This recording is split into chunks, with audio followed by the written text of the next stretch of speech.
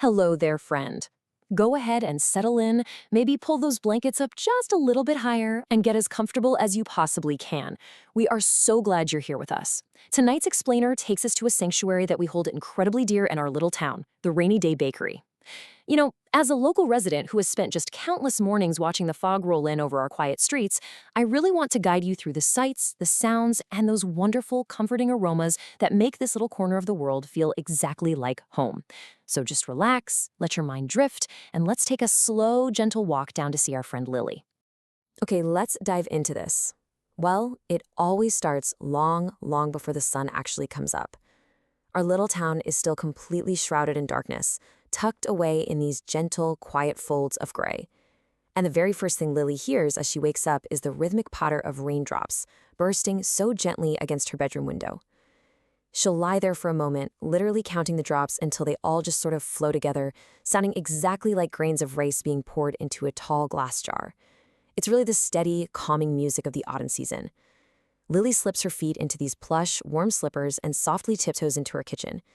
She brews a cup of strong black tea, watching that creamy splash of milk swirl right into the dark liquid, and she sits by the window. Her hands are warmed by the steaming ceramic mug, and her heart is warmed by the quiet peace of the neighborhood, all fast asleep beneath the autumn rain. Eventually, Lily steps out her front door, wrapped up in her thick wool coat and a chunky cable-knit scarf that a friend actually made for her. And out there, the weather is often really blustery. It's wild, it's unpredictable, whipping all those autumn leaves across the wet pavement. But, what's really interesting about this contrast is how that unpredictable weather is exactly what makes the inside of her bakery feel so incredibly special. The harsh cold wind and that damp chill outside, they actually serve to amplify the glowing, aromatic sanctuary waiting inside. It's like the bite in the air is precisely what makes the deep heat of the bakery ovens feel like a big, welcoming embrace. The heavy gray skies out there are exactly what make the yellow fairy lights in the bakery shine like brilliant little stars against the morning gloom. Walking under her cheerful umbrella, Lily arrives at the bakery and unlocks this brilliantly painted wooden door. She painted it herself one summer evening with these beautiful swirls of green, blue, yellow, purple, and orange. And stepping through that door is just like climbing into a childhood blanket for it. Do you know that exact feeling? Where you're hidden away under heavy folds of cotton and fleece, and the entire stormy world outside is suddenly distilled down into this quiet, perfectly protected little space. The moment she flickers the light switch and plugs in the fairy lights draped across the high ceiling, she's entirely safe. The lingering smells of roasted espresso beans, sweet flour, and toasted pecans wrap around her like a cozy quilt. It creates a profound sense of safety and belonging, and it's a feeling she works absolutely tirelessly to share with every single person who walks through that swirly painted door. Before the rest of the town wakes up, Lily has the quiet kitchen entirely to herself. This is her time to create absolute magic. Just imagine the slow, deliberate rhythm of her baking on a chilly morning, using a cherished old recipe, one that's written right into the fading yellowed margins of her grandmother's cookbook. She takes a small paring knife and carefully, so smoothly, cores a dozen fresh green apples.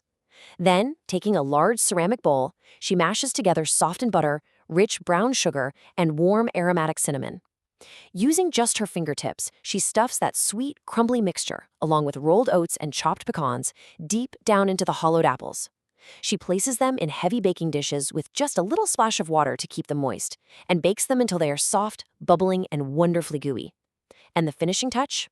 A generous, cloud-like dollop of freshly whipped cream that melts perfectly right into the hot, spiced fruit. The sweet, comforting scent of baked apples slowly begins to fill every single corner of the room. To really perfect this atmosphere of deep comfort on those especially foggy days, Lily loves to make fudge. She brings out her shiny silver double boiler, which is a clever trick her mother taught her so the delicate chocolate never, ever burns. The steam gently heats the top pan, turning the dark chocolate chips from hard little drops into soft, glossy ribbons. She slowly stirs in thick, sweetened condensed milk and watches the mixture transform into something incredibly rich and dense. Let's move on and see how this builds, because when she pours it into a wax paper-lined pan, it flows just like sweet, heavy lava, filling every single edge and corner. Finally, she presses whole, crunchy hazelnuts right into the top. So between the baked apples, the cinnamon rolls in the oven, and this cooling hazelnut fudge, the air inside the bakery becomes heavy with literally the most tantalizing, homey fragrances you could ever possibly dream of. As the morning gently progresses, the quiet energy in the room softly shifts. The bakery transforms from Lily's solitary, peaceful haven into a gentle, buzzing community gathering. Right at dawn, the creaky wooden door opens for the very first time, and in walks Seamus. He's an older gentleman, kind-eyed and quietly steady. He's looking for his strong black coffee, his daily newspaper, and perhaps the very first taste of whatever just came right out of the oven. A little later, as the thick morning mist settles over the town square, Rose rushes in. She's escaping the damp fog, unwrapping her long scarf, and eagerly warming her cold hands on a thick ceramic mug of hot coffee. By mid-morning, the whole space is just fully alive. Gwen arrives with her 2-year-old twin boys, who toddle around the tables in their matching fuzzy socks. One by one, the whole town trickles in, shaking out their damp umbrellas and finding their favorite familiar seats. You see, this simple bakery truly becomes a shared living room for our entire town. It's not just the delicious food, it's the environment Lily has so lovingly cultivated to support her regulars. And this brilliantly illustrates how a space becomes a sanctuary. It's those twinkling fairy lights casting a warm, inviting yellow glow against the stark gray morning outside. It's the worn wooden bookshelf tucked right in the corner, absolutely packed with shared mystery paperbacks that neighbors just pass back and forth week after week. It's the small hand-painted children's rocking chair, covered in little nicks and scratches from years of tiny, happy customers rocking away. It's the ever-present, grounding, earthy smell of roasted espresso. These small, deeply thoughtful details form the very fabric of our community hub. Without saying a single word, they tell everyone who enters, "You are welcome here. Take your time, just rest."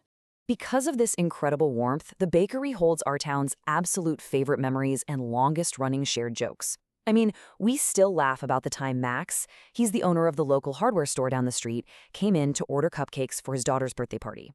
He meant to order 2 dozen, but in a massive flurry of confusion and perhaps a serious lack of morning coffee, he accidentally ordered 12 dozen cupcakes.